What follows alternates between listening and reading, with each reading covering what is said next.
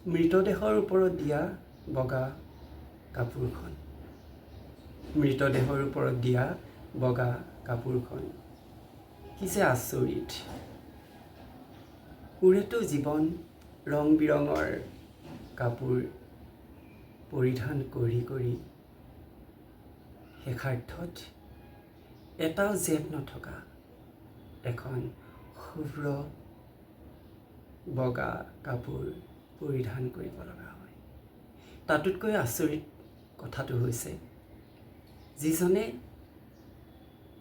এই কাপোৰখন তৈয়াৰ কৰে তেওঁ কিন্তু আনক বিক্ৰী কৰি দিয়ে, আৰু যিজনে কিনে তেওঁ কিন্তু নিজে পৰিধান নকৰে, তেওঁ আনক পৰিধান কৰায়।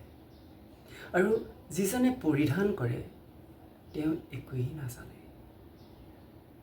সেয়েহে এই জীৱনত দ্বন্দ্ব খৰিয়াল, হিংসা ঈৰ্ষা কপটতা, ধন সম্পত্তি ঐশ্বৰ্য বিভূতি এইবোৰ একোৱেই নাই। এই ধন সম্পত্তি লৈ যাব পৰাকৈ সেই শুভ্ৰ বগা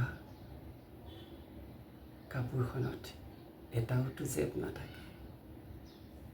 সঁচাকৈ অতি আচৰিত এই মৃতদেহৰ ওপৰত দিয়া বগা কাপোৰখন যিজনে তৈয়াৰ কৰে তেওঁ কিন্তু আনক বিক্ৰী কৰি দিয়ে, যিজনে কিনে তেওঁ আকৌ নিজে পৰিধান কৰে, তেওঁ আনক পৰিধান কৰে।